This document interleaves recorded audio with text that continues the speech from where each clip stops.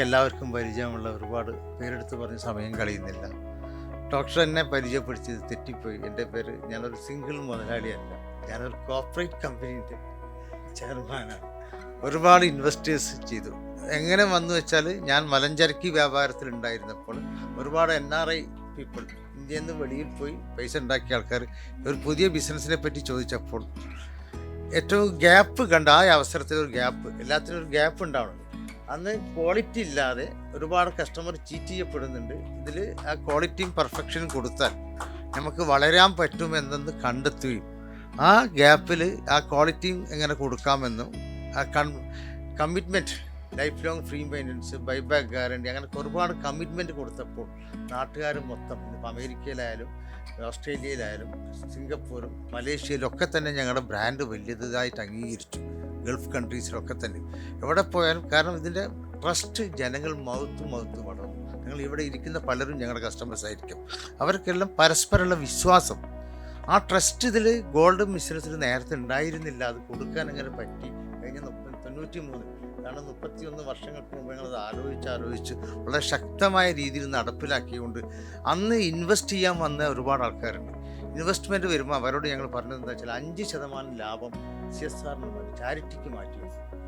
5% ലാഭം അന്ന് എൻ്റെ ഒരു ഗുരു നേരത്തെ വളരെ ശക്തമായി പറഞ്ഞാണ്, പ്രൊഫസർ മുഹമ്മദ് സാഹിബ്. അപ്പോൾ അതിൻ്റെ ഇങ്ങനെ എന്തെങ്കിലും പൊതുജനങ്ങൾക്കും വേണ്ടി ചെയ്യണം എന്നുള്ളത് കൊണ്ട് തന്നെയാണ് അത് അതാത് പ്രദേശത്ത് ഉണ്ടാക്കുന്ന, അതാത് പ്രദേശത്തിലെ പാവപ്പെട്ടവർക്ക്, പ്രയാസപ്പെടുന്നവർക്ക്, ഞങ്ങളടുത്തൊരു ജോലി ചെയ്യാനോ ഒരു ഗ്രാം സ്വർണം മേടിക്കാനോ കഴിവില്ലാത്തവർക്ക് വേണ്ടി ഇത് മാറ്റി വെക്കപ്പെടണം എന്ന നിർബന്ധം ആ കമ്മിറ്റ്മെൻറ്റാണ് ഒരുപാട് കാര്യങ്ങൾ ഞങ്ങൾക്ക് ചെയ്യാൻ പറ്റും. കാരണം ഫണ്ട് ആദ്യം ഉണ്ടായിരിക്കണം. ഫണ്ട് ഉണ്ടെങ്കിൽ സ്പെൻഡ് ചെയ്യും.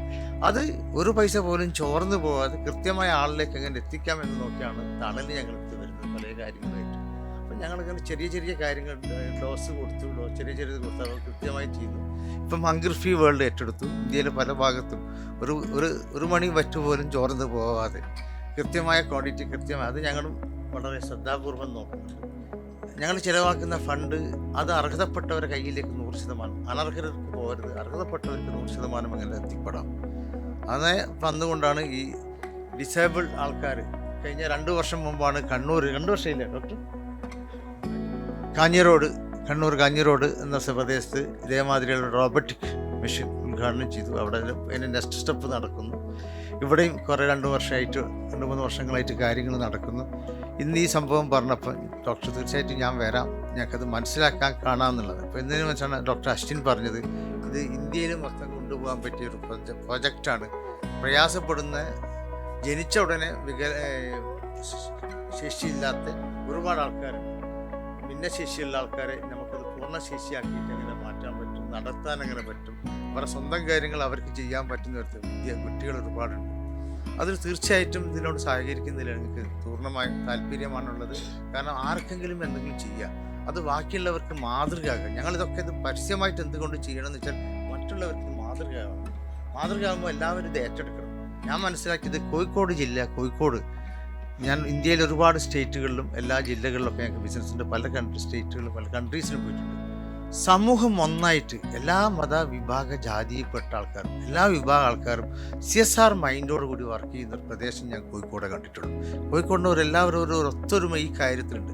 പബ്ലിക്കിന് സഹകരിക്കാം, അതിന് സഹകരിക്കാനുള്ള ഒരു സന്മനസ് മറ്റെല്ലാ സ്ഥലത്തേക്കാളും കൂടുതലായി കോഴിക്കോട് കാണുന്നു.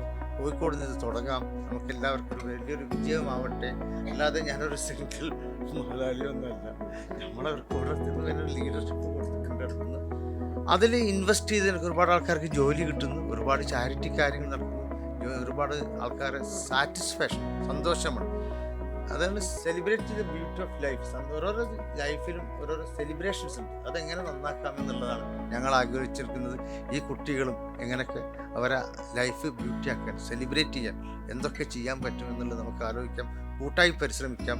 നിങ്ങളെ കൂട്ടത്തിൽ ഒരാളായിട്ട് ഞാൻ ഉണ്ടാവും. നിങ്ങളൊക്കെ തന്നെ ഇതിന് നേതൃത്വം കൊടുക്കാം, മുന്നോട്ട് പോകാം. പിറകിൽ ഞങ്ങളുണ്ട് എന്ന് മാത്രം പറഞ്ഞുകൊണ്ട് ഞാൻ നിർത്തുന്നു. ജയിക്കും.